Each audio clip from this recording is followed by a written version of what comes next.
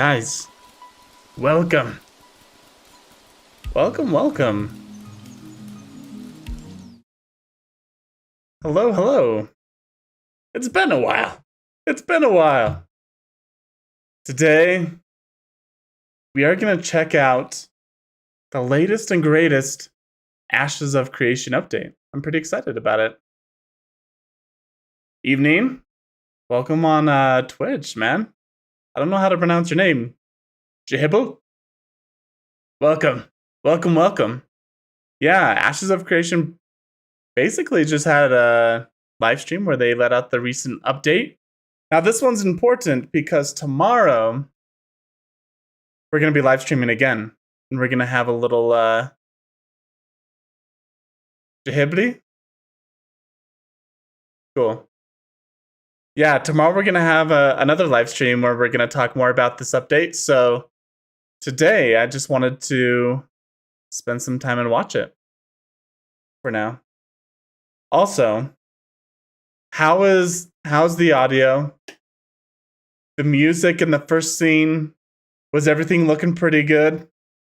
We just got a new setup here where I've been adjusting cameras and lights and audio. So it's all good? Okay, sweet.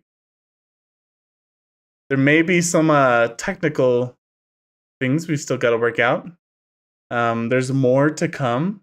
I'm excited to... I've been working a lot behind the scenes. So yeah. I thought we would check out this Ashes of Creation update we got going here.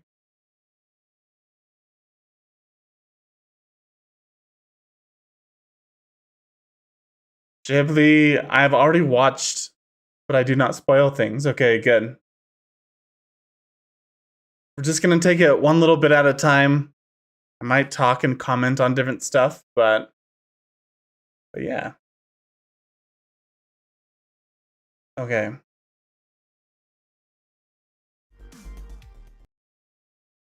All right, they had like a pretty long intro here. We might have to skip around a little bit.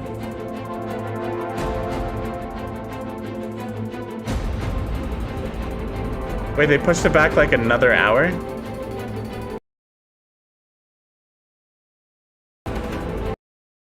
Just making my rounds to see what people's reaction is on stream. Cool. It was delayed an hour. Yeah, holy cow. I was going to say this intro is freaking nuts. Okay. So 30, so like somewhere about here. Yeah, 2 minutes.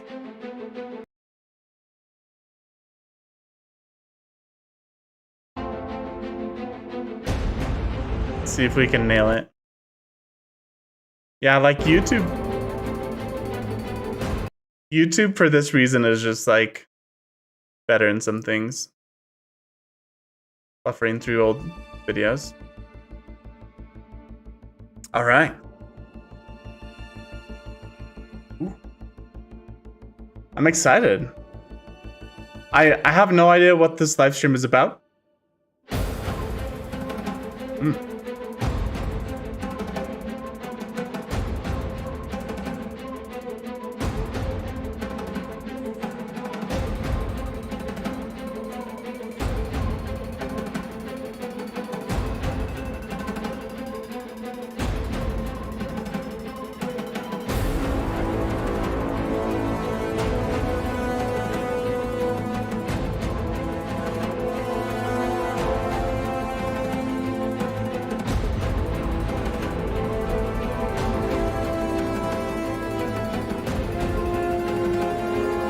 Yep. I'm going in blind, but they usually have like a pretty cool update. I think they have a little bit of a combat update today. I think I saw that somewhere, but I'm not sure. Cool, even better. All right, here we go.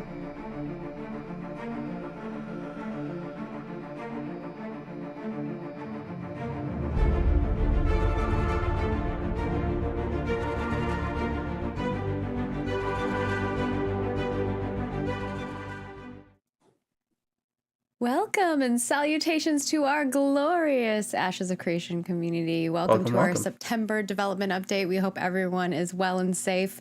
Thank you for holding off with us. For those of you who have been hanging out watching live, we had a little delay. As you can see, Stephen is coming to us from his phone. I am so sorry about this, guys. I was not expecting to be in Vegas, and I had something last minute as an emergency pop up, and I had to come here late last night. I didn't get in till like 1:30 in the morning, and I was supposed to have the computer all set up, and then the Ethernet cable was broken. I sent a runner to grab another Ethernet cable, and then the connection port wasn't working. And lo and behold, the computer doesn't have a built-in a wireless network adapter. And it was just like a perfect storm of terribleness. And I am so sorry for the delay. I appreciate you guys understanding, and we're gonna have a fun stream regardless. Hopefully you can hear me okay and it's not too bad. I'm connecting with my iPad. So I am doing the stream from an iPad. John's iPad. But 30 minutes of this stream is going to be a pre-recorded video, so it's not going to be too terrible.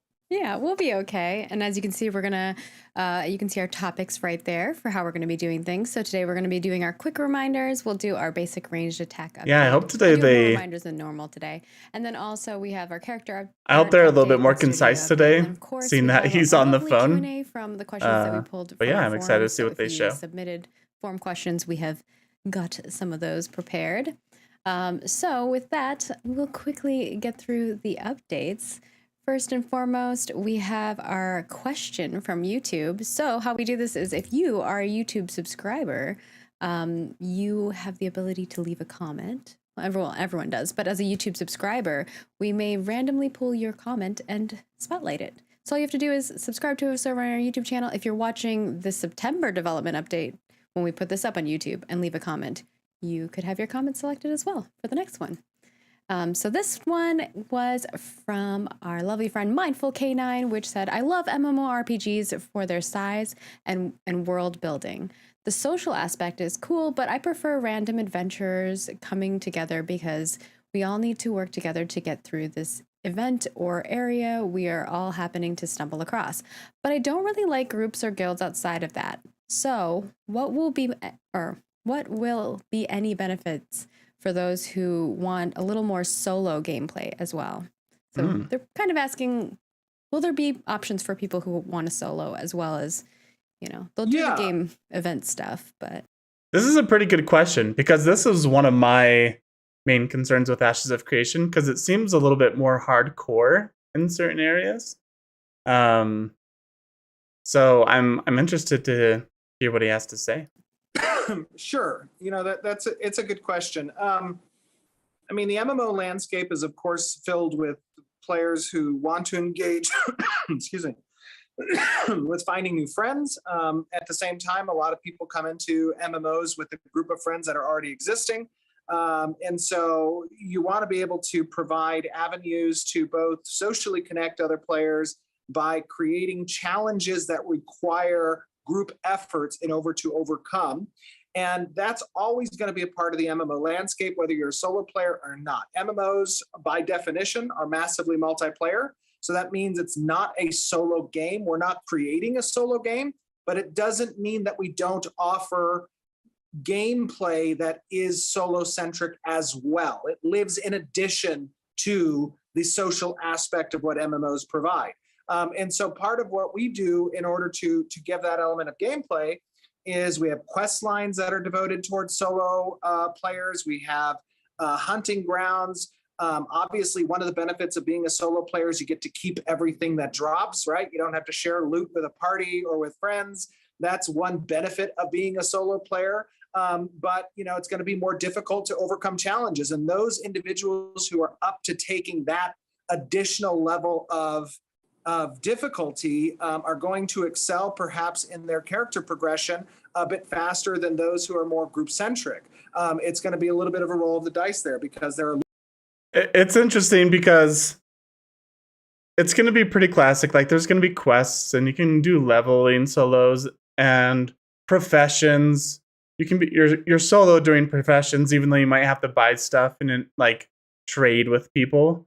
Um, but as far as I understand, there's not going to be a group finder, kind of like in World of Warcraft, where you can just click a button that you want to do a raid and it just pairs you with people. I don't think they're gonna do that. Full Metal Raven still projected for 2024. Yeah, at this point, I mean, I think we're all hoping that Alpha 2 will come out beginning of next year, but we're not sure. CZiz, what do you recommend to do when starting to learn Blender? I recommend picking a project that you really like to do, something that you're passionate about, because it can be daunting, a lot of settings and things you have to learn. So finding something cool you want to make can help fuel your journey through all the tough stuff. You can play solo, but I cannot even imagine the difficulty that would be. Yeah, I'm pretty sure all of the main content, when I say main content, I'm thinking of dungeons and raids and bosses. Like, that's what I love to do. And like all the naval stuff. So like naval stuff is going to be group oriented as well. So I think all the main content's going to be group oriented. So yes, maybe the through line, you're going as a solo player, obviously. But if you want access to all the content, you have to join groups and stuff. Oh, Group Finder at the moment, yeah. Full Metal Raven. Oh, sad. Yeah, well, here's the good news is Alpha 2 hopefully will come out beginning of next year. When the beta comes out, apparently it's a persistent beta. So that beta will eventually turn into the player test realm. So that beta is going to consistently be around until the game comes out. So hopefully, I don't know if NDAs are going to limit that at all, but hopefully there'll be content coming out even earlier about Ashes of Creation. And hopefully people will get to play even before it launches. So yeah. Loot tables or reward tables that accompany that. But it's important to note that from a content perspective, Ashes of Creation is looking to fulfill both that solo-oriented mind in gameplay as well as the group and social experience. And a lot of times those paths diverge. They move apart and they come back together. And that kind of process is going to be seen throughout the leveling in Ashes of Creation, where you'll have more opportunities for solo gameplay and some opportunities for group gameplay. And for those solo players who don't really care about finding a community to play with, but they want to have one when they need it, there's going to be a lot of opportunities from a dialogue perspective, in-game chat options. You can join as part of citizenships. There's a lot of pseudo-factions there. Social organizations that give you an in to other players without the strong bonds that typically come with guild-oriented organizations, right? And I think that's a comfortable medium between the two. I think you need to understand. I think you need to understand that Steven comes from the MMO world where he's been a guild leader and his guilds have had thousands of members. So he's gonna build this game around that experience. So like his thought and energy is gonna be going towards, I think, guild content. Obviously he's gonna be mindful of solo play and smaller group content, but I think what he cares about is the big group content. CZiz. Yeah, I learned how to animate on SMF, but it's old, lagging behind. Yeah, Blender's the best. You gotta start picking up Blender. I looked at Blender, but it looks very hard and it feels like it will take a long time to learn. I mean, I feel like everything can be difficult and take a long time to learn. It just is. Usually the benefit comes from sticking with it. I saw your video and it's encouraging. Cool. I'm glad you're liking the content on YouTube. You don't need a super high-end PC for it. It's the only high-end thing that you might want is a graphics card, but that's specifically for rendering. But building and everything doesn't take that much. And one of the other reminders is that Stephen will be doing an AMA in October, so stay tuned for that. We will have some stuff up on our social. So if you follow us on all of our social channels, we will let you know whenever that is happening. And of course, we have our monthly cosmetic swap over that will be happening. That is for this set, which is the Let's take a look at this. Oh man, I hate how they like. Order of the. Here, let's just look at this for a second. I think this is pretty cool. This rhino is pretty sweet. I don't know. How do you guys feel about like cosmetics in general? Personally, I don't like having cosmetics being able to be purchased in MMORPGs. I feel like they're essential. They're like a key part of MMORPGs, like finding gear. But I know Ashes of Creation's doing it a little bit differently than past MMORPGs, where it's basically reskins of existing items. So you still have to go find the item first, and then it's just a reskin of it. But I don't know. In an ideal world, there would be no cosmetics in the shop. I'd rather pay more monthly than have cosmetics in the shop. But yeah. Maybe I should turn this back on. Buildings and things of that sort. So that's the exciting part. You're coming along with us on the journey of development. And I am really excited to do the AMA. For those of you guys who aren't aware, that's an Ask Me Anything. It is typically done on Reddit, but we also take questions. Our top voted questions we'll probably take from forums as well. So it's going to be a combination of our Reddit and forums. And Margaret and the community team are going to be putting out more information about that in the coming weeks leading up to the date. Yeah, But if you we'll discuss how that's going to work. Exactly. And if you aren't already on our forums or on our Reddit, make sure to go there to get prep, make an account so that you can ask your questions that you want to ask. Yep. And then we also have our dev discussion that is up, and I know a lot of people have been leaving feedback. This one is for our gathering and PvP, and specifically we asked you, artisan gatherers will be prime targets for combatant players, or they sometimes will be. With that said, what tools or activities would gatherers like to see to help protect their well-earned materials while out in the field? So definitely go give us your feedback on that, and we will have another dev discussion coming up about materials. So if that is something that you're interested in, definitely do so. And of course, we have an event system follow-up. So a lot of you gave us feedback on the event system, and now we have a follow-up question for you over there. Just head on over to our forums, and you can answer some of the questions that we had on that front. And of course, last but not least, if you are a content creator, we always get these questions in regards to when we're going to have a content creator program or how we're allowing content creators to join us. You can head on over to our content creator program and fill out the application. And we are currently in application phase. Once we switch over to invitation phase, we will let you all know, and we will be closing the application phase for a short bit of time while we reach out to everybody. So I believe I submitted my application. That was back when I had like 1,000 subscribers. I wonder if I should like submit it again. I was a little bummed that I didn't get invited to the Alpha one. Maybe if I submit it again with my updated subscriber count, they'll pay more attention to me. From Twitch, cosmetics that you get in game look better. It was shown off in a different stream. Yeah, I do think they plan on making the in-game cosmetics better.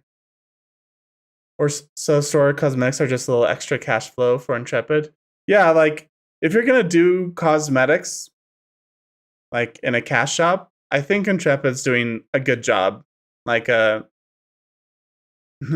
don't know. That was probably the wrong way to put it, but I think their system they're implementing for that is probably the best you can get. I just know there's gonna be that one piece that you would like fit with your transmog or whatever, and it's only available in the cash shop. And it's also different because they're playing on like FOMO, right? Because these are like limited time cosmetics as well.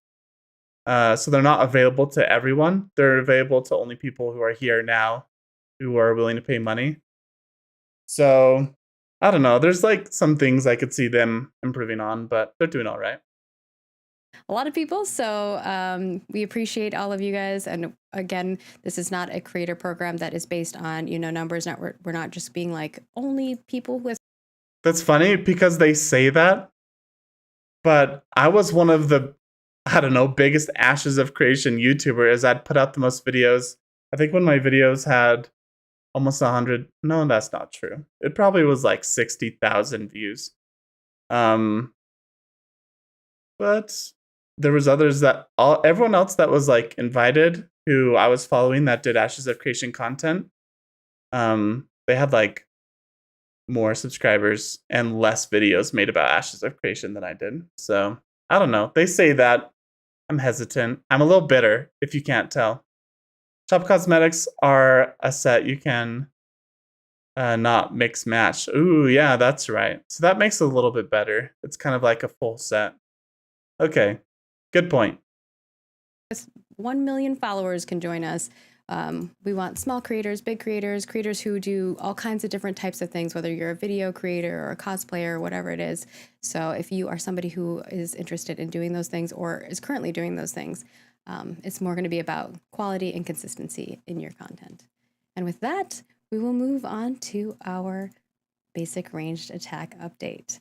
So I'm going to toss it over to Steven to give some preemptive details before we play our video. Absolutely. Thank you. So I want to preface this video. And ironically enough, I did not actually, I know in the past I've double prefaced. I preface on stream and then you hear the same preface in the video. So I didn't preface it in the video either, which I guess I probably should have just done it in the video. But we recorded this yesterday. It is an update to our ranged, excuse me, combat. Excuse me. And as is always, remember in context that this is the work up towards our Alpha 2. So with that in mind, it is not finished. There is still much more that needs to be done, both from a visual effects perspective, from targeting and UI, from the just general look and feel of movement and impact. However, this will give you a good indication of direction that we have taken since our Alpha 1 test last year. And, you know, something that's really important is you guys, and I've said this in the past many, many, many times, is feedback is important, but making sure you contextualize the feedback in the things that you enjoy about what you saw, as well as the things that you would look to see improvements from based on experiences and things you've enjoyed in the past from other games and their ranged combat. So in this video, we take... Yeah, let's definitely take a look at this video. I'm excited to see the combat for the ranged combat for Ashes of Creation. Definitely submit your app. What's the worst that could happen? Yeah, if they don't pick me, I'll just keep making videos, but I'm just bitter. There's no hesitation in submitting my app. I'm just bitter that I didn't get to play the Alpha 1. That's all. Take a look just to set expectations. We look at two different types of ranged weapons. We look at a longbow and we look at a short bow. And both of them have very unique of feel, of style. One is less impactful on movement, the short bow. The other one is more impactful, but it packs a harder hit on the longbow side. It's also a first look that you guys have had at the Ranger archetype. And of course, we don't reveal and show everything of the Ranger. We don't want to do that and spoil what's to come with Alpha 2, but we pick some abilities that emphasize the role of a Ranger, right? That is mobility and survivability. It is heavy damage from a distance. It is the ability to ensnare and root. So you get to see some of those things. You also get to see an element of enemy faction, NPC enemy faction that we fight against. And you guys saw some of the concepts over the past few months. Margaret and the community team have shown you guys leading up to this. The Minotaurs. You get to see some of the Minotaur faction, their trusty side hounds as well that accompany them. And you get to see it in an environment that you guys haven't seen before, which is this foresty area in the Riverlands that lead up to a major point of interest called the Wreckage of Carfin, or Carfin Tower.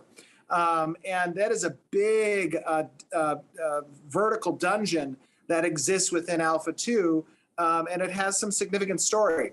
I also want to point out that you're going to see a little bit of updates to the UI. Colby, Jeff, Natalie have been doing an incredible job, and Drew in helping to create our new style guide for what the UI is going to look like in Alpha 2. You get to see a little sneak peek of that with some of the HUD and some of the journal systems. But remember, it's important to give feedback here in Twitch, on the forums, on Reddit, everywhere possible. Tell us 2 points, right? What you liked about what you saw and what you would look to improve based on experiences you have in the past. And with that, let us take a look. Show it to us. We'll see you when we return. Let's do this.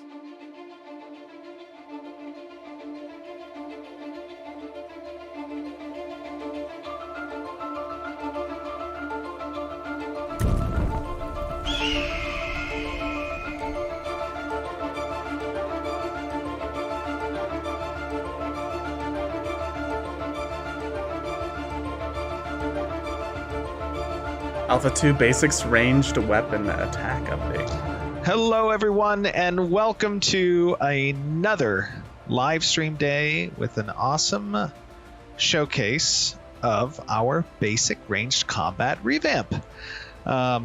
Excited to be here again, showing you guys Ashes of Creation and its current progress towards Alpha 2.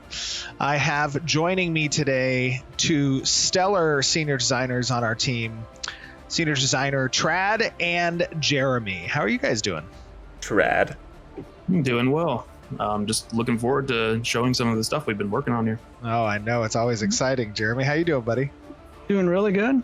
Really excited to be here. Really excited to show the stuff we've got this time. Yes, and my first awe is, of course, the world. Just the unbelievably beautiful environments that the environment team and the design team have just come up with these ruins and this forest. I mean, where are we at right now, Jeremy? We are in the Riverlands, which was the former heart of the Aelan Empire. Ooh. So we're among their ruins from a long time ago after the fall. Yeah, and people saw some of these things in the Weather and Seasons showcase. So you guys might recognize this stuff, but the Aelan Empire, that was one of the largest, if not the largest empire at the time of the apocalypse, right? I don't know. Right, What do it you was guys... at the height of their golden age when the fall happened. So we are. What do you guys think? Like, the world is pretty cool. It's interesting here. It's interesting seeing how the trees animate and stuff, because I just made that whole scene in Blender, right? With the trees and the ships and the like drive-in theater. And so seeing how the trees animate is pretty cool. I think like right now it looks pretty awesome. Like, I have no complaints. I did notice the UI up here. Like, it's not showing his character's like head, it's showing the weapon he's holding. Just standing in their ruins now. And it is so cool. I always love environments where you have these ancient almost artifacts and just locations that you get to explore. It's and really compelling. Big goals, is to make a living, breathing world that's an actual character of our game. Vera should very much feel like a character that has so much history and story behind it. They're like great fantasy worlds of the past and other franchises. Vera should very much feel like one of those that just hearing the name invokes all kinds of history and character and living, breathing and I like the little holes cut in this guy's head for his little ears poking out. That's been in trouble for a long time now, and the players are coming back to help rescue and recover that. I love it. The little holes cut in his hat for his little ears poking out. Pretty cool. And I also love the fact that Chris Atkins threw in some slits for this elf's ears to come through. There we go. Oh my gosh, that's so awesome. What a great comment. Comfortable. Ears able to poke through. Adorable. They are adorable. This is such a great outfit. I'm loving the cape cloth as well. It's very cool. Mhm. So you were mentioning we are in an area that is relatively dangerous, right? This is these aren't elite monsters, right? But they are still deadly. These are, looks like a Minotaur hunting party, war party that are investigating this area for some reason. It looks like some shaman have come down to this Riverland area. And they're checking things out. And they have some like guard dogs with them. They've got some drudgers with them, kind of like reptilian dog kind of things that are acting as lookouts and guards while they're looking around for things. Oh no. Oh, I'm walking. I was gonna say they didn't really aggro to him while he was standing up on that ledge. Oh God. Oh no. Wait. You're just gonna aggro this. Oh no. Wait. Pulling a few of them. Hold on 1 second. Trad, what should I do? What items or abilities? Spam 2 on one of them. Take that guy down. All right, that was quick shot right there. So quick shot is an ability that has 3 charges, and each shot does more damage than the last to the target that you're attacking. So you can kind of use it as an opener alpha strike kind of ability. Oh no! Just to drop somebody. So I have that 2 back again, the quick shot. Yep. Yeah, we haven't done like full cooldown pass on this or anything, so you can pretty much just spam right now. But You got that. Oh, that guy pushed me. Oh God, I have 16 health. No. drop it. No!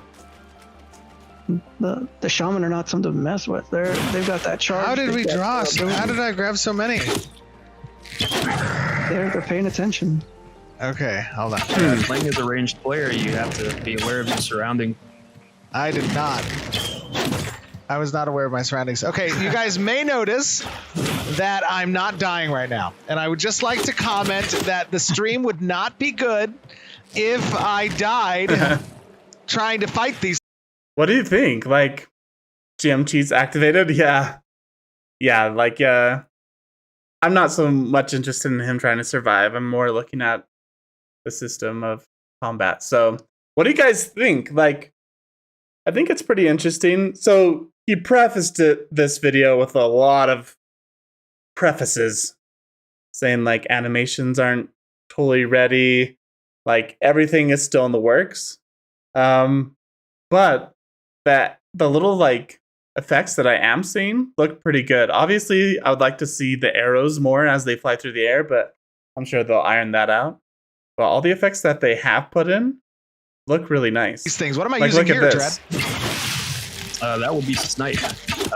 So unlike Quick Shot, that is an ability that you can press and hold, and it kind of roots you in place. So it's you gotta like use that at the right time, but you do get a lot of payoff if you can pull off the whole thing.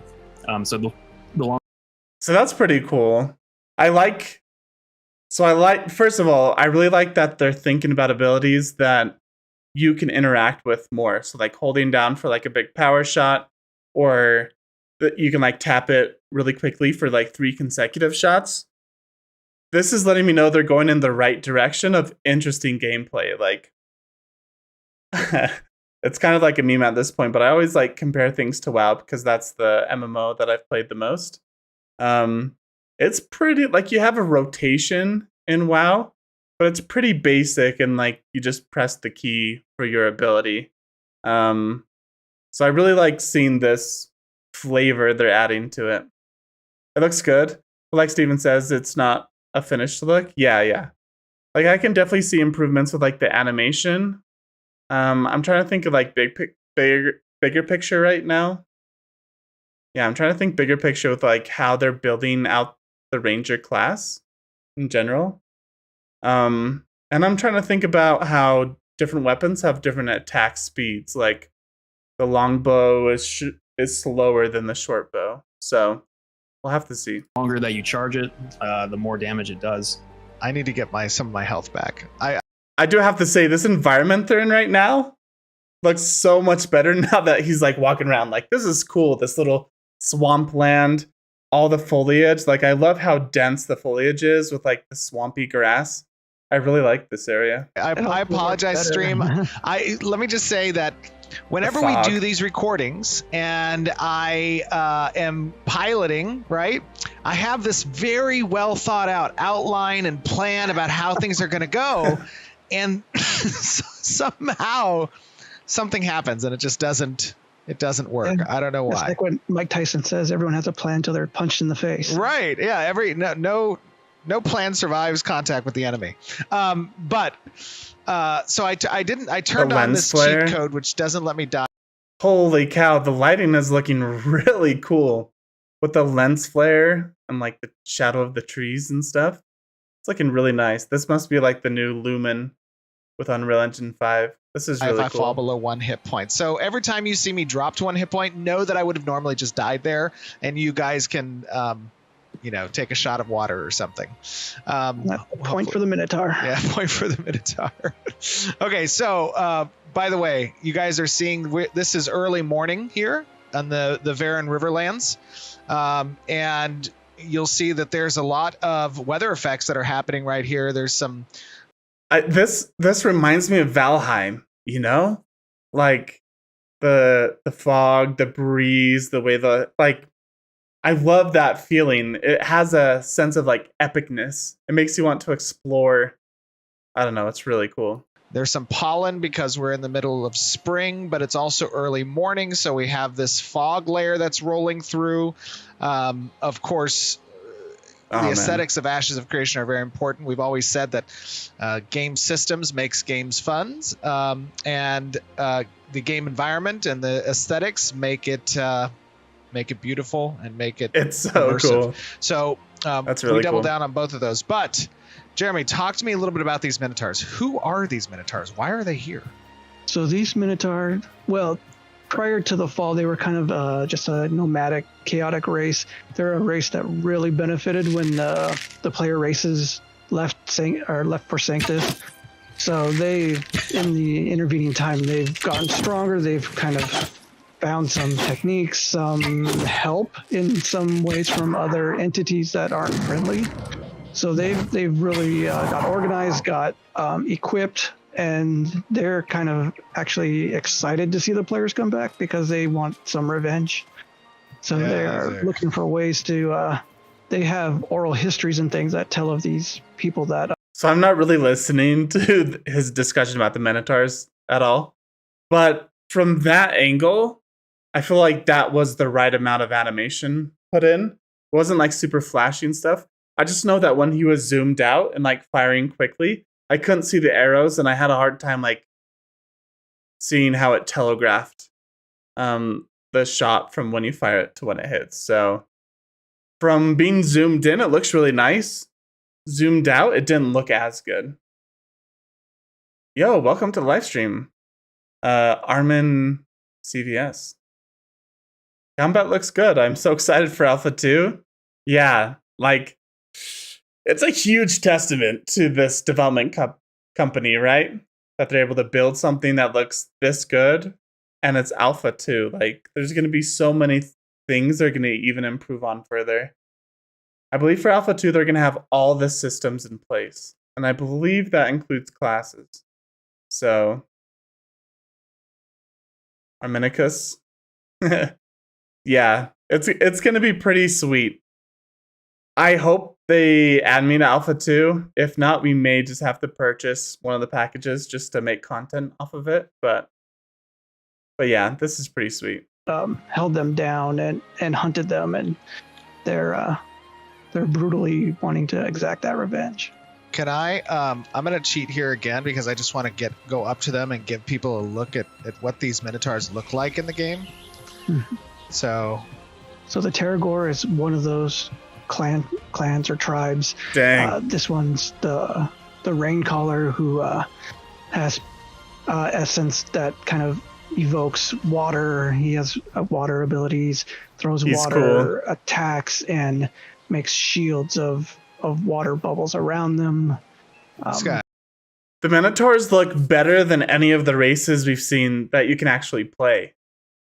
Like, I'm kind of jealous. Like, I kind of want to be one of these Minotaur. Like, he looks freaking beastly.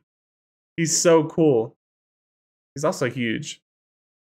The one line that got me hooked, hook, line, and sinker, was the no pay to win an active banning on sellers and buyers. So I bought a key. Yeah. I'm glad they're doing that too. Also, no multi-boxing, right? Not allowing multi-boxing. There's a lot of things that have instilled confidence with this production company. So yeah. They could have Ashes of Creation 2 without all the things.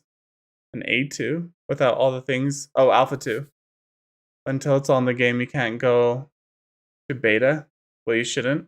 Yeah. There's a lot of work ahead of them to build this game. But if this is the start, if this is where they're at in just the alpha phase, this is pretty dang good. I'm pretty happy with this. That is amazing. Oh, I love the model work. Yeah. Eli's done an looks amazing really job cool. on these. And Oh, and these that's are just cool. a shaman. These are kind of the ones that are divine and have a little bit of a connection there. There's much bigger ones, much more even scarier ones like the Marauders and the Berserkers and even the Khan, which we've Who seen. Show us Wait, those who- ones. Oh wow, look at that. I'm sorry, I'm just looking over in the distance and I see this giant like tower structure.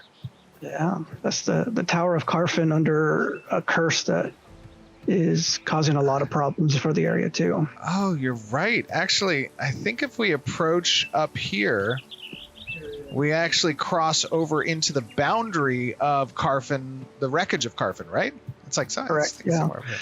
And Carfin was one of the great cities of the Alien Empire, and it's now in ruin. Ooh, there we go. Good. Yes.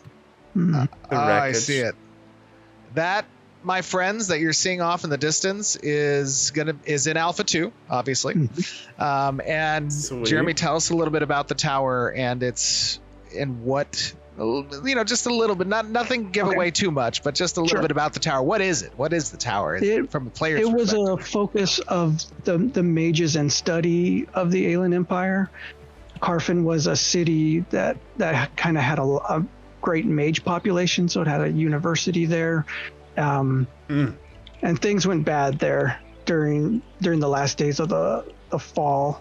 They made some desperate measures in a really awesome quest series that Scott's written up and implemented and things.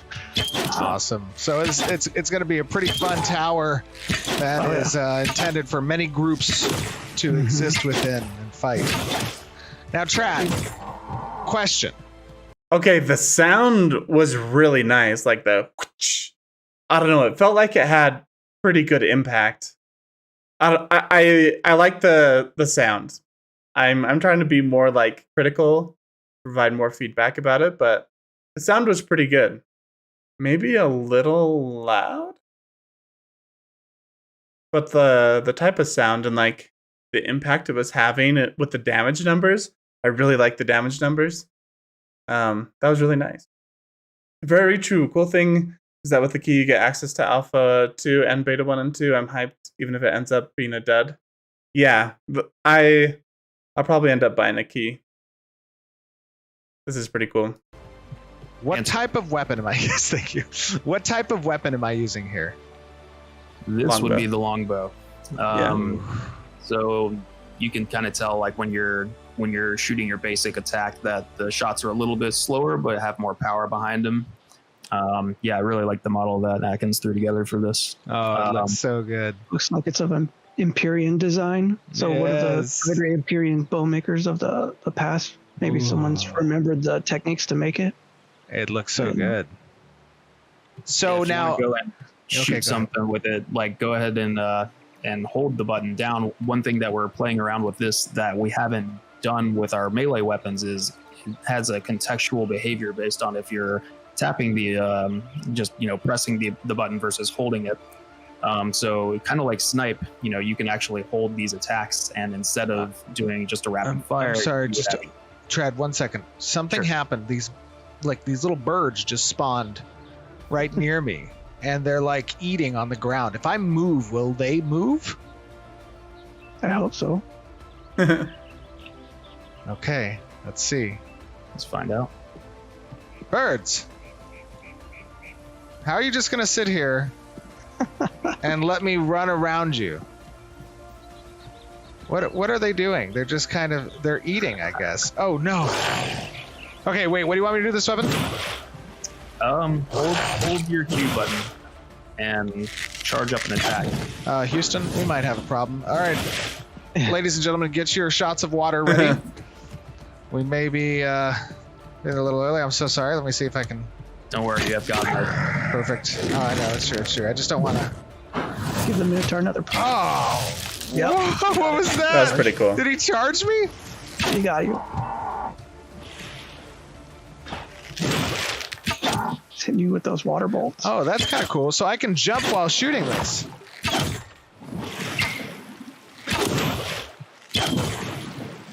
Now just imagine that I have a lot more health. Nobody look at the health. Don't look at my health. What are they shooting at us, Jeremy? I think it's phone pretty good. I don't play like archers that much, but from what I can tell, this is looking really nice. I like the idea of playing around with different tactile functions for the keys and how they interact with your abilities. I hope they lean even more into that. Those are from they're casting this water bolt, this really hardened water that's just slamming into you for force damage that hits. Yeah. That's kind of cool. All right, Trad, I apologize. I am now going to appropriately engage from the correct Get the jump That was on 'em. cool. positions. Okay. As he walked into the butterflies, they all like flew away. I love how he's like interacting with the environment around him. That's really nice.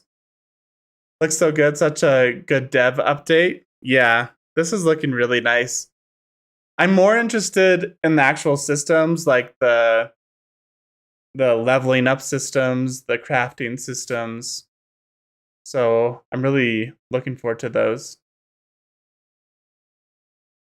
Okay. So, something cool about the longbow. Oh, now they fly away. Look at that. The birds are flying. Something cool about the longbow is that as opposed to the short bow, you are able to actually hold and charge each of the basic attacks. Is that correct? Okay. Yep.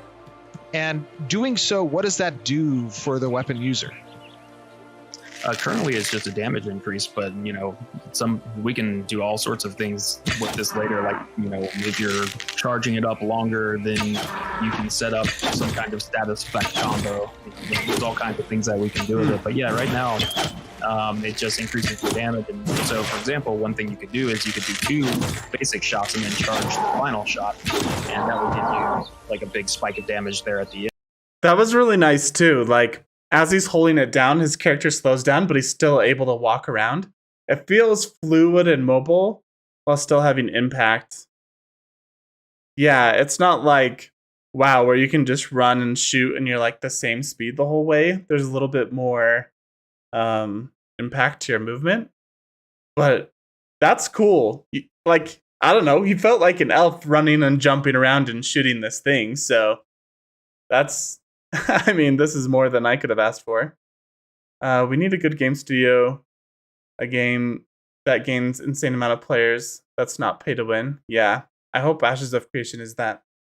Did you catch what he said on the 3-hit attack? No, we can go back a little bit.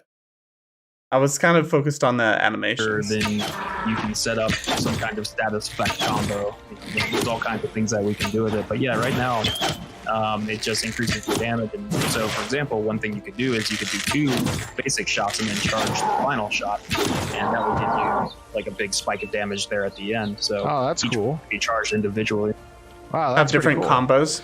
And now we have some abilities that we talked about. These are That's from cool. the Ranger archetype. Of course, we're not going to show everything that the Ranger has, but we are going to give you guys some ideas of the abilities in its kit. What is this first ability called? This is Snipe? Yeah, this is Snipe.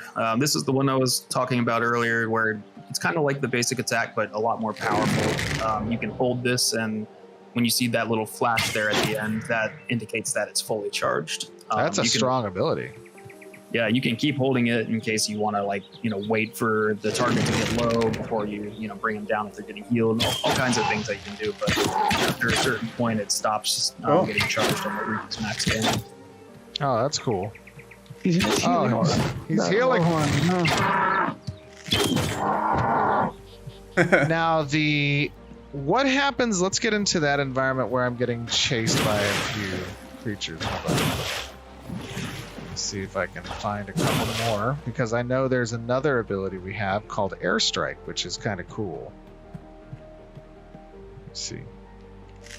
really cool. So now let's say, for example, as the ranger, I have these creatures and this melee guy is on me and I want to reposition. Tell me a little bit about what Airstrike does. Airstrike does a lot of things.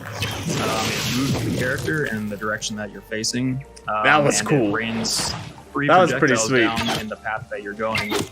And each of those projectiles does damage, AoE, and also reach the targets. That's so, So you cool. can think of this more as like not quite an ultimate ability, but it's definitely up there. Yeah, that ability is so rad.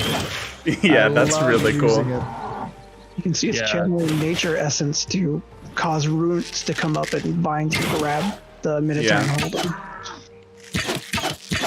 And now this quick shot ability, by the way, that I see it has a debuff that looks like the quick shot icon on the target. What's that doing? Oh yeah. So basically, each shot of quick shot will increase the damage of the next application of that specific attack against the target. So it kind of encourages to unload all three of your charges for a big spike of burst damage, but that does come at the cost of each charge comes back individually. So you either have to wait a longer period of time to get that. Yeah, like seriously, I was just reading what you said in the chat. This is one of the best gameplays I've seen. They've had. Yeah, it really is. Like this, I don't know how they're gonna get better than this. Like this is it. I'm ready to play the game. Like put me in here. I want to experiment with like these different classes. I know they have a lot to do. I know the graphics are gonna get even better. These are all just placeholders and stuff, but man, I'm excited. This is really, really cool. This is awesome. This is a basic attack showcase. Yeah, we're just looking at basic attacks, and I'm already like hyped for the game. Yeah, there's lots of things that I'm like. I was thinking about putting out a video when Alpha 2 comes out about some of the things that I don't like about Ashes of Creation so far, so I don't want to spoil too much of what that video is going to contain, but yeah, they're definitely making some really good progress. There's still a lot of improvements, but man, if this was the gameplay and I was a ranger, I'd be pretty happy. I want to, like, they got to have more than 3 abilities, right? I want like 10 at least. So hopefully, I can't wait to see like what the big ultimate ability is. First, or you can just kind of weave them in here and there if you want more readily available damage. Got it. That's super cool. So I have here now a reticle on my screen. So we've switched from tab target mode, which is a point and click with the cursor or using tab to cycle targets based on proximity priority, right? And into this reticle based mode, which now you can see the targeting plate in the top is slightly grayed out. And we do that to demonstrate that that is a soft lock target versus a hard lock target.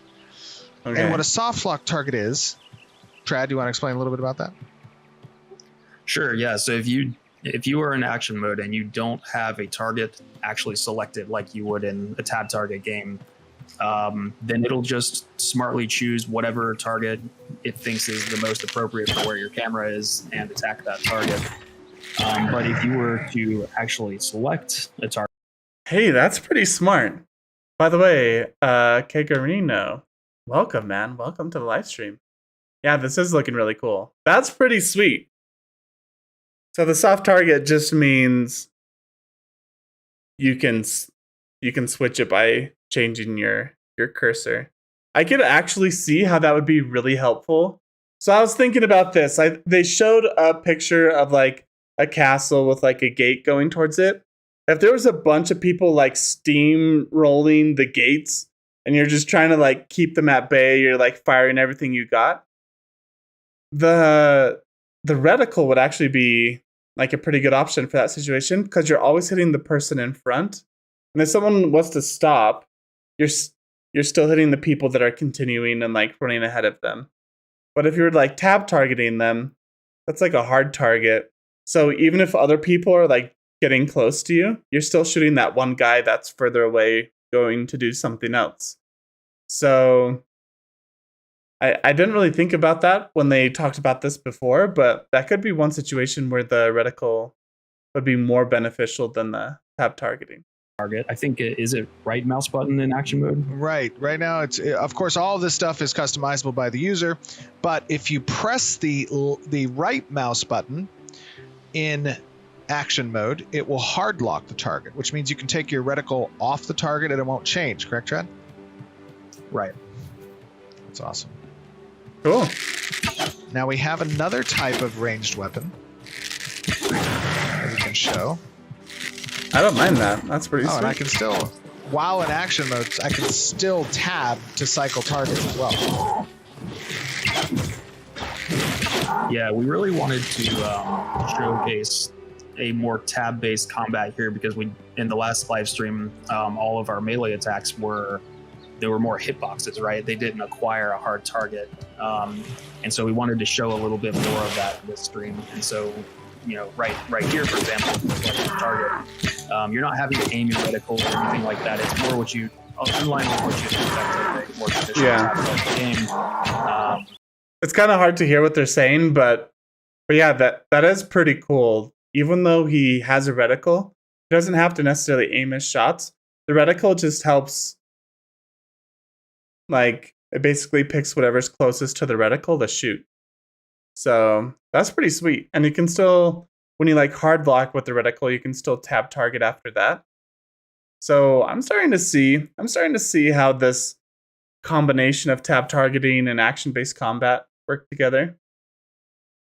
That's pretty cool. But at the same time, we still have abilities like airstrike and, you know, other things that we haven't even shown yet that are going to be more action oriented. So we can hopefully hit the sweet spot of having a nice combination of all that. And it's more fun. I've played Rangers in EQ, EQ2, the great archer types in Guild Wars and Hunters and WoW. And when it's this mode with the reticle and stuff, it's just fun running around shooting these guys. Oh, it is super fun. And I've switched over to the short bow now. So let me see if I can show off that short bow. Get into a good light. 1 second. I can't really tell the difference between the longbow and the short bow yet. I'll exit this mode. There we go. So now I have a short bow equipped versus the versus the longbow. Mm-hmm. And talk to me a little bit about the difference in the short bow, Tread. Sure, yeah. The direction that we went with the short bow was a lot more, I almost want to say, acrobatic. Like, you can use this a lot more freely with the movement. It doesn't slow you as much.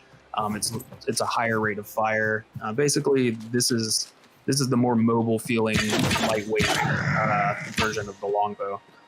So it's not quite as powerful because you're making some trade-offs here with range and attack speed, and I do think right now we're actually putting a higher crit rate on this one, so it's got burst potential. But these are just the kinds of decisions that we want the players to be making when they're selecting their weapon choice. What do I value? That's really cool. That's pretty sweet. So I can see, like, if you're trying to put dots, like bleeding dots or poison dots, that maybe the short bow could be better. I love the movement of that. Yeah, I mean, it is a very different feeling, right? One, I'm much more mobile, being able to shoot and not have to sacrifice a lot of my movement speed like I had to with the longbow. So just from that aspect alone, it feels like a very different weapon. I'm also not able to charge. I'm holding down the attack.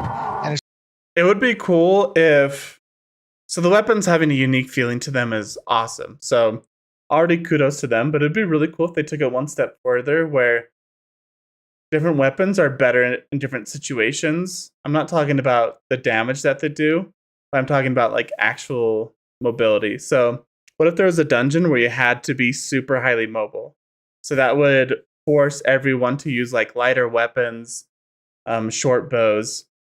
And so you need to like build out a kit of weapons that you could use in different situations. And you're not just sticking to whatever has like the highest DPS. I think that'd be a pretty cool direction to see them go. It's just firing a bunch. You'll see that I can blind fire because I'm in action mode. That's why I'm like firing extra there. But it feels very different. And of course, it doesn't change the way you have access to your abilities. Your abilities are there regardless of the type of ranged weapon necessarily you're using, short bow or long bow. And then I don't have to have a hard target lock also now for the abilities either. They tie off of the reticle. And I know there's some feedback that we wanted to collect from players with regards to this demonstration. You want to talk a little bit about that, Trent? Yeah, as always, every time we make an ability, we're pretty much always thinking about what is the right balance between restricting player movement for the sake of weight, getting the feeling of the weight and that being able to animate the full body, all the good things that come along with restricting movement. But at the same time, we definitely don't want to be a game that makes it frustrating to attack and move at the same time. And a lot of people, what I think a lot of people love in MMOs is the feeling of agency and freedom in combat, and we want to retain that. So just as you see these abilities go off and get used in this environment, I guess we appreciate any feedback on how that direction is going. Absolutely. And also from the enemy side, and asking on behalf of like Doug's encounter group, it's how fast is the combat playing? Is it too slow? Is it too fast? Does it feel good? The time to kill, or what you're seeing right now, or is it what players are liking? Do people like? So I think I've like tried a couple I've tried lots of MMORPGs. One thing that stuck out to me about what was it, like Blessed Unleashed, or I can't remember what it was. Pretty unrememberable. But the combat was really fast, attacks were really fast, and it started becoming it just didn't have enough impact and kind of boring. So I can see what they're saying, that are the attacks too fast? Like there's something cool about having a short bow and being able to kite an enemy because you can move quickly. So you're not doing as much damage, but you're able to kite them around so the enemy can never get to you and you're just taking them out. I think that's pretty cool. I guess the key would be variety, right? Where you could switch and have something that has more impact, does more damage. But yeah, looks pretty smooth so far. I agree. I think variety is the key point.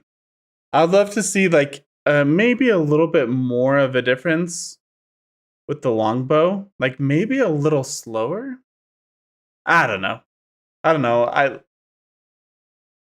if I have like the best solution, but I think leaning into the variety of the weapons is the key. And keeping in mind, these are solo ones right now. These are tuned more for solo fighting. These aren't elite group mobs, but for one-on-one type of fights. Yeah, I like in the solo areas. This for me, this speed feels pretty good, given that I'm a DPS class, and these guys are particularly susceptible to rangers because they are mage class NPCs. But getting your guys' opinion on those things. Also, the differences between the weapon types, right? We talked a little bit about the longbow. We talked a little bit about the short bow. Being able to kind of give us feedback on how you feel the direction has gone now. Is this the type of ranged combat you're looking for? Those of you out there, especially who are bow users and enjoy these classes, what is it about the games that you have played that you felt had good range combat in it, and are you seeing elements of that demonstrated in this type of combat as well? I can tell you that obviously seeing is one thing. In Alpha 2, those of you who have access will be able to give us kind of your feel feedback. Of course, that's not under NDA, so all of us get to watch and participate in Alpha 2 through watching others play it and getting their feedback and experiences as well. Another thing that I think is pretty cool that I just want to answer this quick question. So your view on the combat direction is good or bad? Asked because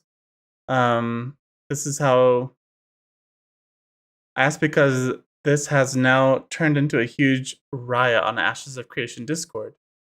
Can you answer when you get a chance? Yeah.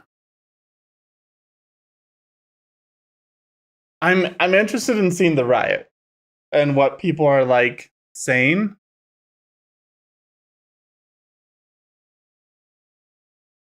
I think this is a good direction. I don't think there needs to be, I don't know. It's a tough balance because, like, for example, New World, I felt like the combat was too locked in place and too mechanical, and I didn't like that. On the flip side of things, there's like World of Warcraft, where it's completely smooth and free, and there's no feedback. And there was something kind of nice about that, but maybe that's because I played WoW for so long. That's just what I'm used to. So I think the best of both worlds would be a balance. I really like the feeling of the short bow. Yeah. I think they're going in a good direction. I'd say I'd give it like a 4 out of 5 stars in the direction they're going. I think it's a good direction. I want to see a little bit more polish. What I really want to see is like variety. So with like classes specifically, one of my favorite classes in World of Warcraft is the rogue, because there's like so many different like variety of subclasses that you could play with that. Like Roll the Bones, for example, is such a great ability for the rogues, and it really changed up how you play. I want to see more of that in Ashes of Creation classes too. I hope it's not all based on the weapon, because I guess right now I'm just commenting on the weapon auto attacks, but yeah, I think it's a good direction. I don't feel like I'm the person to give advice on like what I think needs to be better. Some of the things that I wouldn't like though is if it felt too floaty. And I also have to kind of play it myself. But yeah, I think overall it's a good direction. Yo, Stefafongo. Hey Adam, I just found your channel a week ago or so and I'm becoming a fan. Yo, welcome to the live stream. Love the content and I'm looking forward to more content. You rock, keep it up. Wow. Quote of the day. Quote of the day right there, man. Thank you so much. No, Alpha 2 info. They won't tell us until they are ready. Yeah. I hope all the classes are done and ready by Alpha 2. This has been described as Guild Wars 2 type combat type. No, I never played Guild Wars 2. But yeah, I think that like Arcade Online was a big influence for this too. Didn't it already have this sort of combat type? So I've seen Guild Wars 2. I don't know if I love the combat in Guild Wars 2. I feel like this is a little different. I think it's related in like tab targeting and some stuff like that, but I didn't really love that combat. It just seemed too fast and like flashy and more kind of like ninja-like and less realistic. And I like this approach more where it's a little bit more realistic. I think the ranged combat looks much better than the melee they showcase. The effects aren't as blinding and the pace isn't lightning fast. Yeah. I had those same comments about the melee, how fast it was, and like the animations were pretty bright. Yeah, I think I like this better too. I like both of them. I like the direction they're headed. I would like something a little bit more realistic and a little bit slower paced, I think. Freedom of movement wise though, I'm liking it. Like I love the idea of being able to still move as you're like winding up to fire your bow. I think it just needs to maybe slow down a tad. That's what I'm thinking. Wanted to talk about actually was these weapons and the types of skill trees that they have associated with them. Trey, do you want to talk to us a little bit about how these skill trees interact with the weapon? For sure, yeah. Part of the plan with each of these weapons is they'll each have a unique skill tree associated with them to differentiate them not only in terms of feel, but also in terms of mechanics and Yo, Adam, I'm on my phone watching YouTube stream. What is your Twitch stream? I'd like to sub to support more. Yo, that is really nice of you. Yeah, I'm just Adam Baird on Twitch as well. I think if we do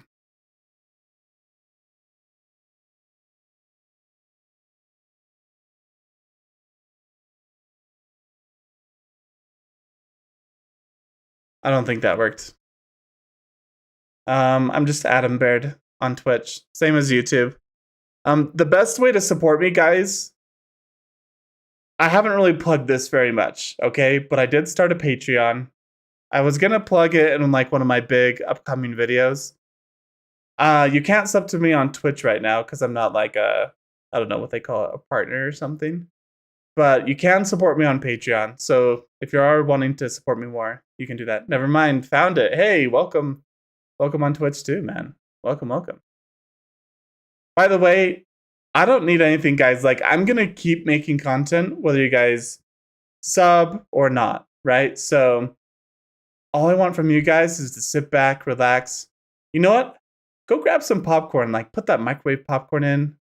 Get it going. When it comes out, maybe, if you're like really daring, add just like a touch extra butter. Just like a little bit. Not much. You don't want to go crazy and clog all your arteries. What I really want from you guys is just to sit back, relax, enjoy the stream. And yeah, keep giving me feedback. I want to get better and better. an important thing that we really want to capture in Ashes is the ability basically so the player can build their character, how they want, and that extends beyond just their class choice, right? So, for example, if I'm the ranger, Okay. I can spec into my short bow or I can spec into my longbow, and those will be two very different builds. For example, the short bow may specialize or have a part of its tree that specializes in applying bleeds, and bleeds might synergize with specific. Yeah, that's what I was saying too. Like dots might synergize better with faster iterative attacks rather than big long wind-up ones. Yeah, am I wrong in thinking this? But I'm pretty sure that all classes can use all weapons. Isn't that right? So couldn't a ranger use a sword or a staff?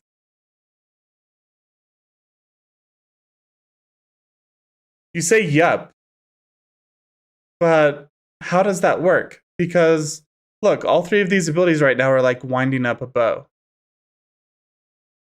So if you have a sword, do you just not get access to your abilities? You know what I mean? So I don't know. You need range to use ranged attacks? Yeah, so maybe everyone can use any weapon. But really no one's going to, because all of your abilities need a sword. So you're going to use a sword. Or all of your abilities need a ranged attack. So like I don't know are these going to work if you have a staff? Like if you have a wand or something and you're like shooting magic, could you use the snipe thing for a wand? I don't know. I'm interested in seeing that because they said you can use any weapon, but these abilities don't make sense with every weapon. So, Waffle Huts. There was a brief comment in the stream about having it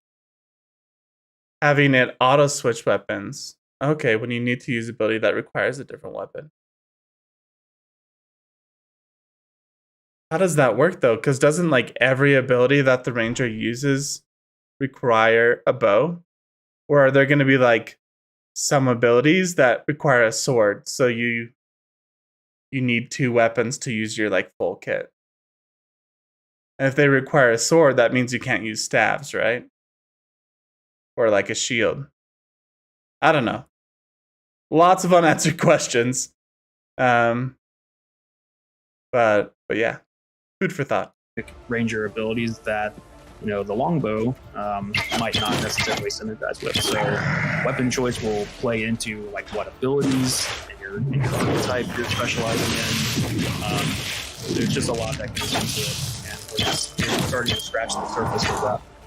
And you would also want to take into account the enemies you're going up against, what areas you're going into, what enemies you're hunting, and is it a player versus a monster? Players will behave very differently, and is a longbow getting the drop on them important? Are you spec for short bow for being dodgy and moving around them? You got all those things to keep in mind. Absolutely. Yeah. Well, guys, appreciate you joining us today to talk about this stuff. It is amazing that the world you guys are building, the mechanics here.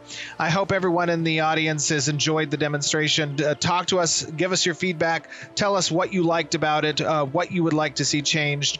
Make sure you do so on the YouTube video and Twitch, on Reddit, on our forums, everywhere you possibly can. It means so much to us to be able to kind of reflect on what the community has to say about the works in progress we're showing you towards Alpha 2. Jeremy, Trad, thank you very much for joining. It is always appreciated. Hearts in chat. These guys are doing awesome. Yes, Purple Heart. These guys are doing awesome work, and I'm loving the progress, and I'm loving sharing with community. As I know you and everyone else on the team who make these streams possible enjoys it. And with that said, everyone, we will see you back on stream. Okay. Thanks, everyone. A good one. So, final thoughts. I think they're headed down the right direction. I think it's still a little too fast and flashy. I would like something a little bit more dynamic. And I'm not talking about the weight of the attacks. I think the weight is getting pretty close to being fine. I just don't want something where you're like dashing and flying everywhere, and you're basically just using like tab targeting to like fire. I don't know. That's basically what World of Warcraft is, though, right? Like super fast attacks. Like you think of like just how many arrows are flying in World of Warcraft, and you don't really have to like aim or anything. So I think obviously I gotta get in and like play it myself and feel it out. I just know Guild Wars 2, there was too much.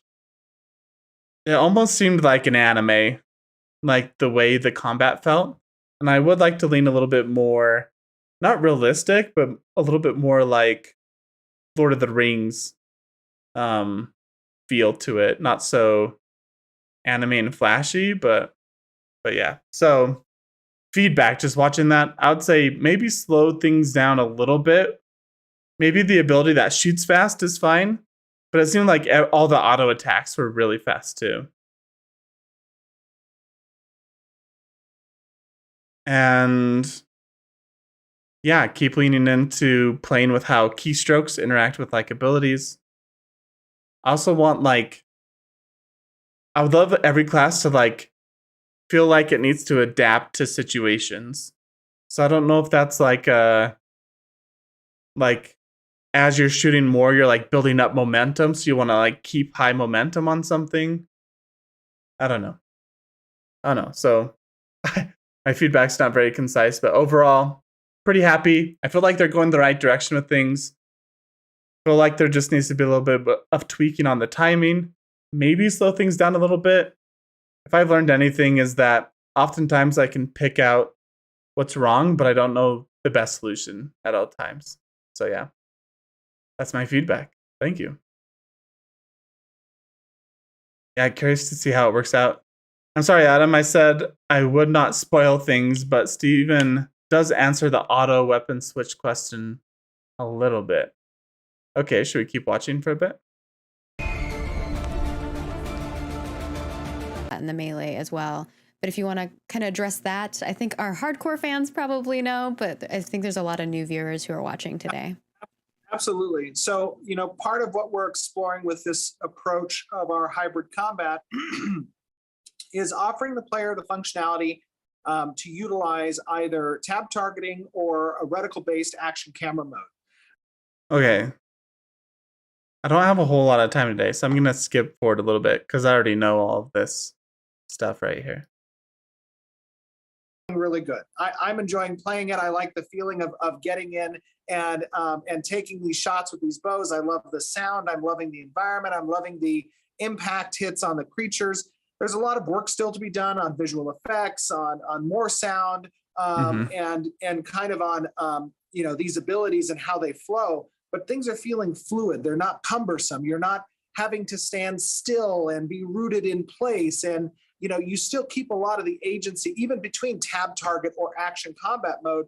Both of them are letting the player move freely throughout their attacks. All right. And then I think from the video perspective, you did try to explain a little bit of this. So I think what I was feeling about Guild Wars 2 combat feeling like anime, I think it's because they have these like an incredible amount of like dashes and like blinks almost where there wasn't like movement between spaces. It was just like wham, I'm here, and wham, I'm there. And so feeling like a more fluid movement between those things while still having like iterative attacks is, I think, the direction I'm wanting to go. Anyway, I felt like I didn't do a very good job getting my thoughts out before. So I was just thinking about that some more. Sorry to be off topic, but loved your Blender video, and the dance you did was gold. Guys, I've been working on my little setup here, okay? You don't see behind the scenes. You could see behind the scenes on Patreon, but there's a lot going on. That dancing is going to come into play a lot more often during the stream. I just have a couple things to get set up. Guild Wars 2 is flashy. Yeah, like I don't like the flashy aspect. I like this. Like this one seems a little bit more rooted, a little bit more Dungeons and Dragons, like Lord of the Rings. Like this is the feeling I want. I don't like the flashiness of Guild Wars 2. So there's like a couple things. Like with the melee combat in the previous live streams, it felt too flashy, like too fast, too snappy. I want it like slow and smooth. I just don't want it to feel anime, basically. But kind of a clear understanding of how the auto attack works. Yeah, speaking of anime, we have way too many like Asian MMORPGs, okay? We have a lot of anime MMORPGs. Can we have like a Western Lord of the Rings one, like a Tolkien, Dungeons and Dragons? Like this is what I'm wanting.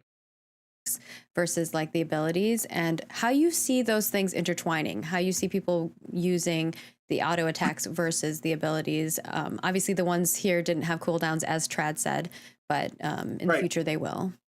Yeah, absolutely. So it's important to note that auto attacks in previous MMOs that many of us have played kind of serve as a filler between rotations. And as your rotations go on cooldown, you go to your filler auto attacks. That's not the intent in Ashes of Creation. Ashes of Creation has separate and bespoke weapon skill trees that you develop over time when you gain experience in using these particular weapon types, these weapon groups. And those skill trees provide a lot of versatility, both horizontal and vertical, power progression. Sorry, do you hear the doorbell in the background? Yeah, we all do. Everyone in chat's like, pizza's here. I'm so sorry, guys. This is unintended and unexpected for me to be here for the stream. Yes, come on in. I'm sorry. Here's the check that yes, that's fine. I am so I'm so sorry, guys. But anyways, the weapon skill trees are intended to provide a lot of synergy between your rotational abilities and the weapon type that you've chosen.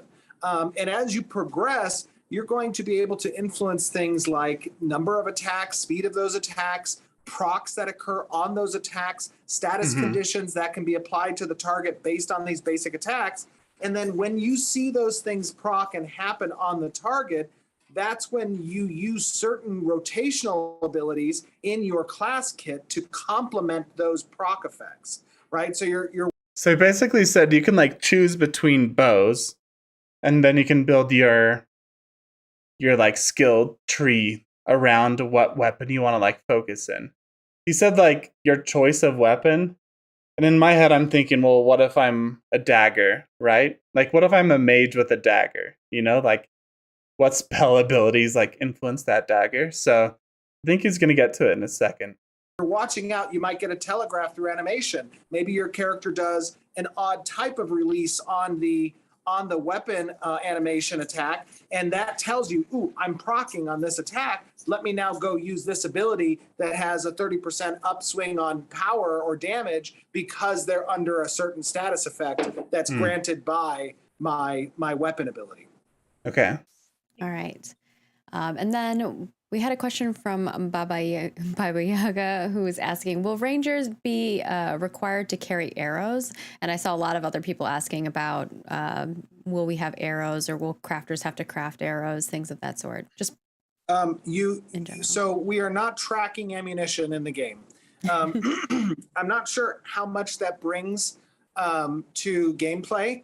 Not much. Usually it's just a cumbersome tracking that you have to do. I kind of attribute it to similarly in tabletop RPGs when I have to have my players track their bolts or their arrows, how many they've used. And I used to be a real stiffler on the DM side of it where, especially at low levels, where they would fire an attack, release an arrow in D&D or in Pathfinder or something. And if they missed, they would roll a 50% chance of whether they could recover the ammunition. I know, Steven. I've been there. I was one of those people. You did this to me. Sometimes that's fun if the party's low, but no, I'm sorry. In MMO gameplay, it just doesn't make sense. It's not that interesting. We are, however, with that being said, we are thinking about unique buffs that can be applied to your weapons that are on a per instance basis of the attack. So, for example, you might have a quiver that you can activate on a cooldown.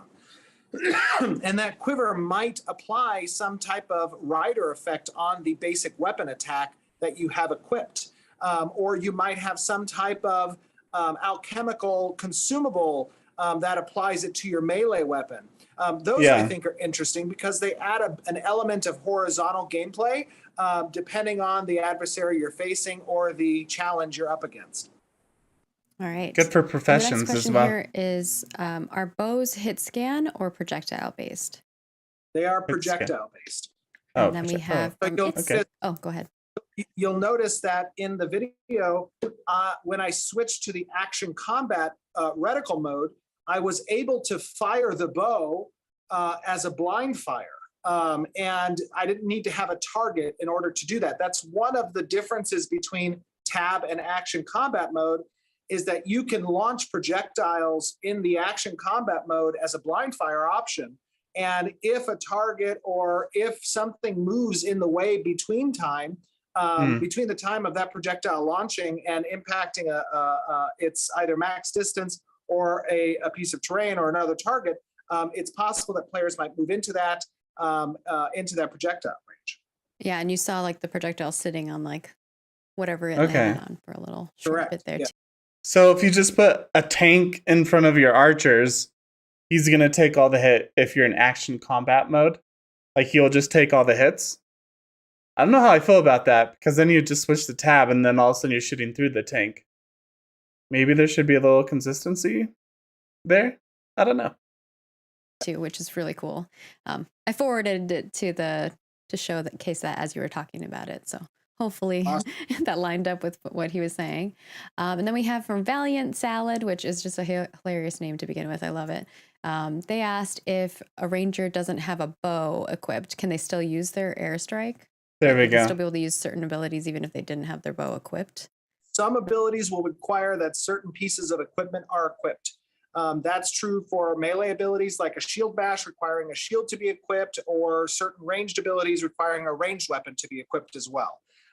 It's important to note that as part of the Ashes of Creation paper doll, you have a melee main hand and offhand slot, and then you have a ranged slot as well. So you don't have to switch between weapons per se. If you execute an ability that requires a ranged weapon, but you have your melee weapon out, it will automatically swap to the ranged weapon, use the ability, and then back to your melee weapon for your basic attack should you choose. And then you can select which weapon you want to have available, your melee or your ranged for the basic attack, and you can swap between those two even in combat. But they're still equipped. Holy cow. So this is huge. I feel like I didn't know about this. So every class is going to have a ranged weapon and a melee weapon. So there's going to be a huge demand for basically every weapon type. Like, I know in World of Warcraft sometimes you have a ranged weapon just to pull mobs or something. But now you're going to have the option. That's interesting. I don't know how I feel about that, because I feel like some classes should not be able to use a bow. Like, if you're like a big berserker warrior dude, like, should you be able to just whip out a bow whenever you want and like be shooting? Like, I feel like you're I don't know. Boom Patreon? No way, man. Did you really? No.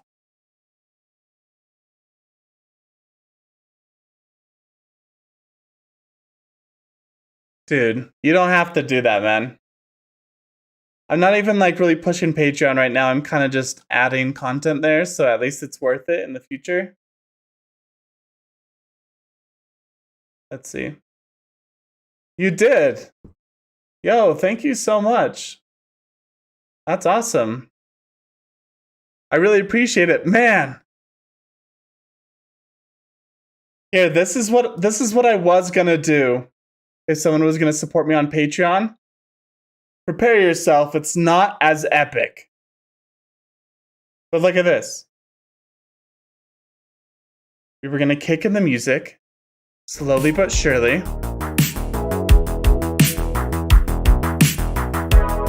No. There we go. We were going to kick in some good music.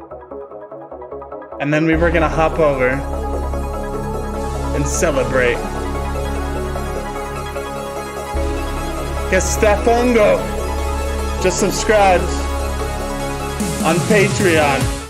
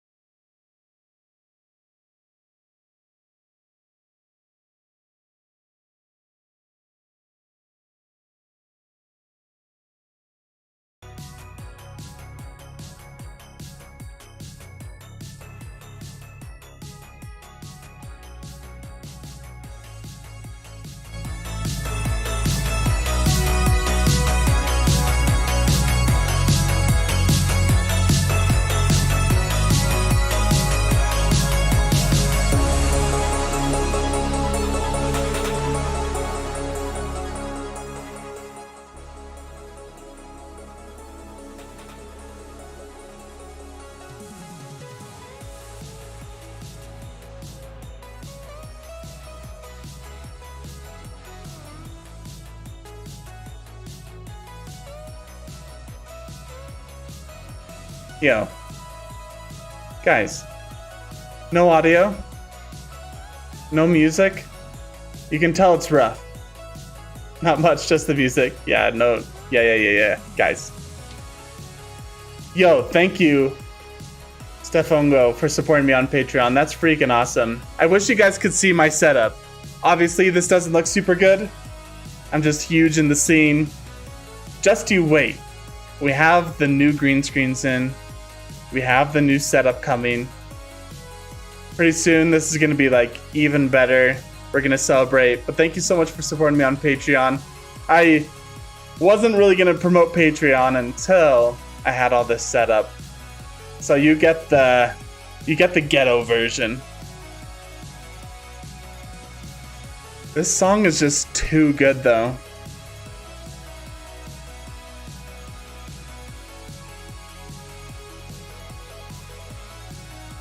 Yeah, it's just too good. Anyway, yo, thank you so much. Let's go.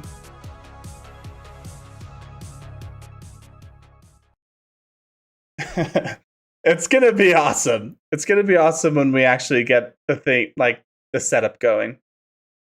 But yeah. You said you'd be any good at a bow if you're a warrior? Yeah, like I think what I'm trying to get at is the big selling point is like, yeah, you could use any weapon, but I think there's gonna be an optimal weapon that people are gonna gravitate towards for their class. At least I hope there is. Like that's part of the lore and the feeling behind your class is that you're unique. Like I am a mage, so I can use wands and like staffs to their fullest. And if warriors can just use them just as well as I can, and we do the same amount of damage, that doesn't make sense to me, and that doesn't like super feel good. Like this staff does 1,000 damage, whether I use it or a warrior uses it. Like I hope that's not the case. Like maybe my abilities are better with a staff, but I feel like auto attacks are the majority.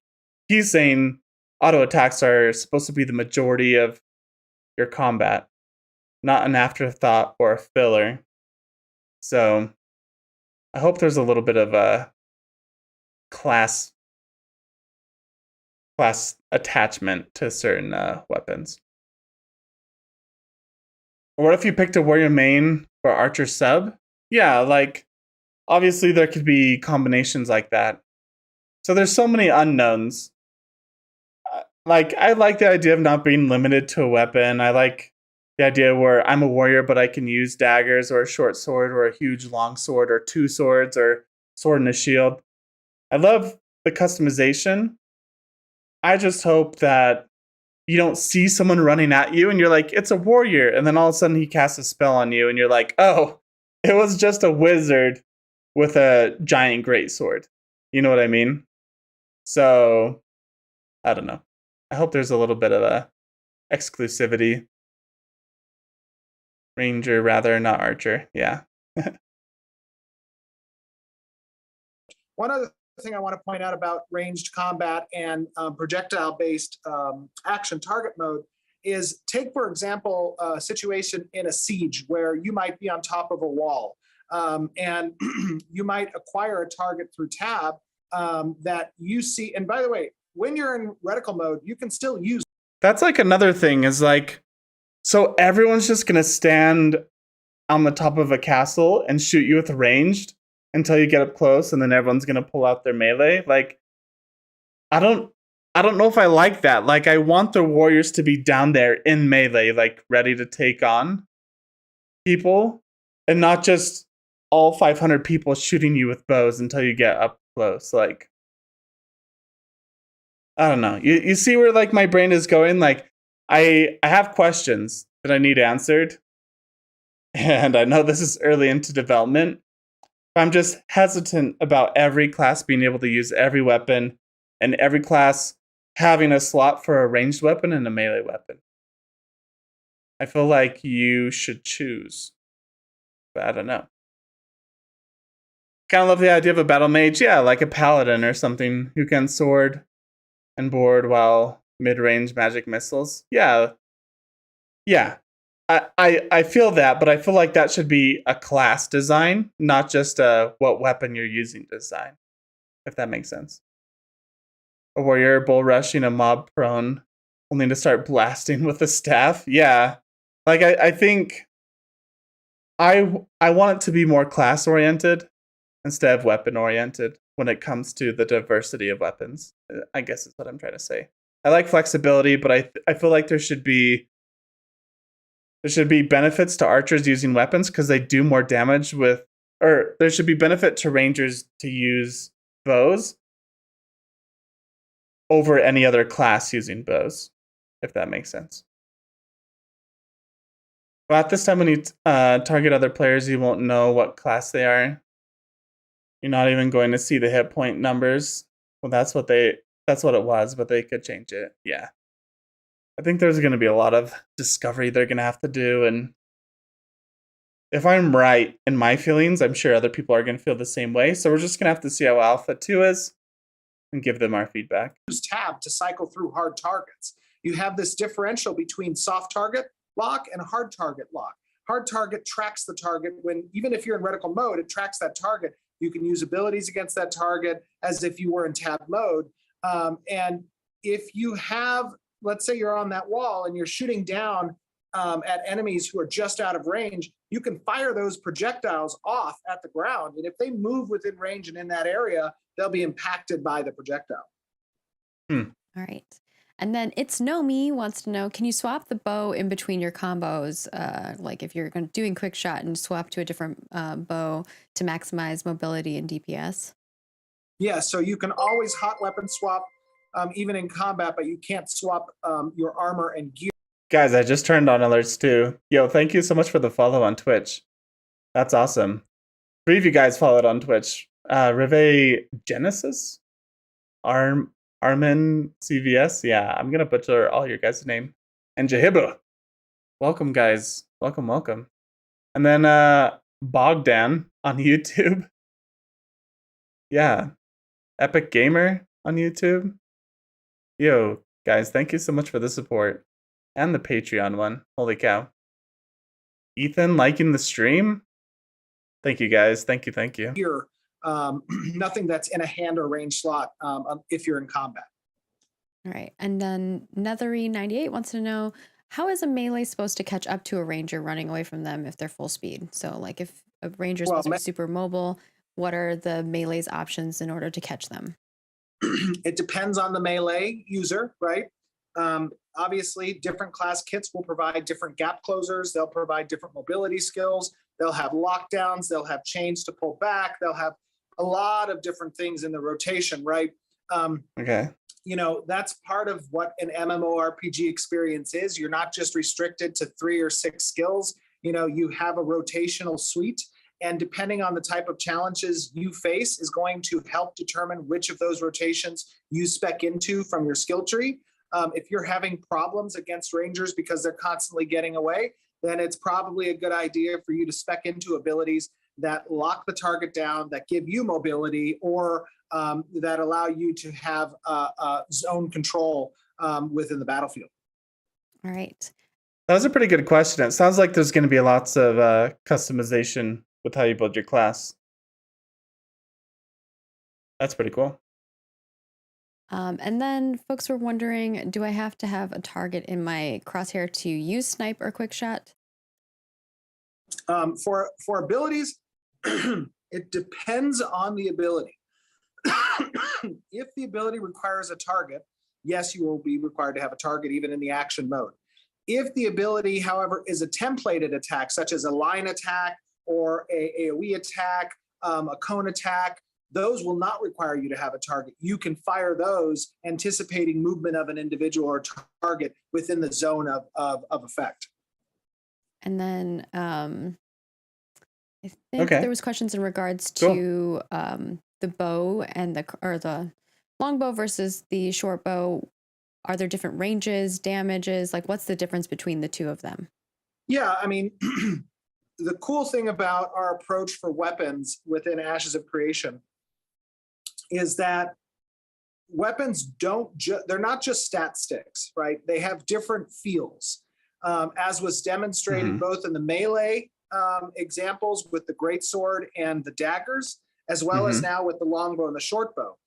These changes can be pacing, they can be speed, they can be critical rates, they can be critical damage, they can be base damage values, they can be separate effects, like the longbow has a charge up on its basic attack, whereas the shortbow doesn't. There's more root motion in the greatsword than there is necessarily in the daggers. You know, the idea is because each weapon type has an associated weapon tree for progression, we almost want each of these weapon groups to feel distinct in the way they play. And because of that, it touches a lot of different aspects of the combat for them. You know what I think? So I'm just thinking about I'm thinking about Dungeons and Dragons like Pathfinder, okay? Like those are examples where technically any class, if they like spec'd into it, could use any weapon. But a lot of like the feats and a lot of the skills you get with your class along the way require certain weapons. So what I think would be a more interesting approach is, yes, like rangers can use swords, but it'd be cool if they could spec into different types of range. Like rangers could use swords, is what I'm saying. It'd be cool if they could spec into different types of ranged weapons. Like if there wasn't just longbow or shortbow, but there were crossbows and shurikens and javelins and throwing axes and lots of different like range stuff, darts, you know? It'd be cool if they could choose from those and customize through those. But I don't know. And then they only get access to use other weapons if they like subclass into warrior. And then they get a couple abilities, or they can start picking up other melee stuff. Or they subclass into a mage. So they can start using staves and wands. I don't know. Maybe not the best solution. I'm brainstorming here. And I think the last one is I see a lot of conversation in regards to this is what, and I know you talked about it a little earlier about what the benefits are for tab versus action. And I feel like a lot of people feel like tab is just easier. So why would I use, action? So I don't know if you want to kind of go into a little bit more detail about the benefits of one over the other. So we talked a little bit about the ability to blind fire, not requiring a target in order to shoot, right? That's one of the benefits. And the difference is, and the focus. What you mean by that too is that you can shoot without having to have a target in regard for action combat, but that doesn't mean it's going to like beacon and honing, go find the target. So keep that in mind, folks. Right. So that that is a component. The other thing is, a lot of it can be play style as well. Different players prefer different modes of combat. And for a lot of action players, having that reticle, having the camera tied to the movement of the cursor or the movement of the mouse, that is an element that they want to incorporate. If you were to ask me, do we lean more towards tab or more towards action? In the past, I've always said we lean more towards tab targeting, but that doesn't mean there is not a play style of action that provides the user some benefits to it. Now, there are some downsides to it as well. And those downsides might be that if you're in a massive brawl, the ability to pick and choose targets that are far in the back line, that might be more advantageous towards tab target users because they're able to click. But the reaction time to acquire a target for a cursor versus acquiring a target for a reticle is much faster and less cumbersome because it doesn't require as many actions on behalf of the user. Yeah, like I definitely see that. So with the way they have like action targeting set up right now, it sounds like all PvPers are going to use action. Because you don't even have to like click on someone. Like a tiny little gnome running around. You don't have to actually click on them to be able to shoot them. You just have to get kind of close and then it locks on.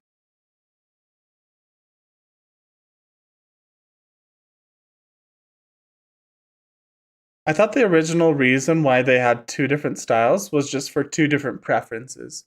And I'm worried that one is going to have an advantage over another, and you're going to be forced to play one that you don't like because it's better. I don't know. Food for thought. Such as finding the nameplate, clicking on it to acquire the target, then activating the ability.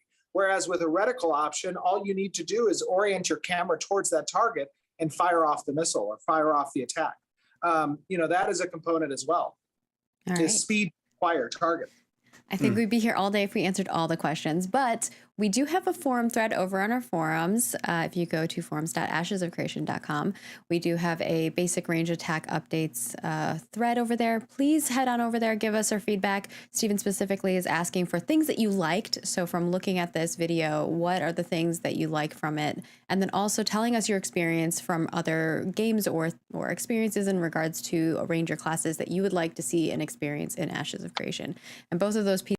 Okay, pretty cool plug.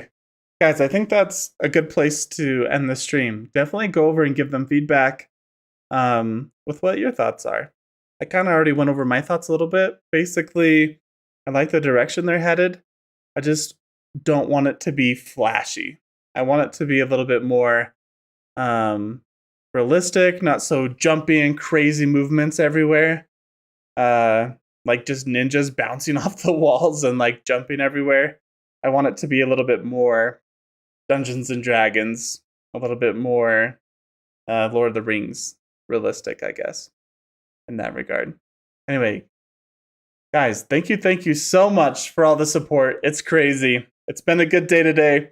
We're going to be live streaming again tomorrow. Yeah, stick around, grab some popcorn, and as always, break a leg.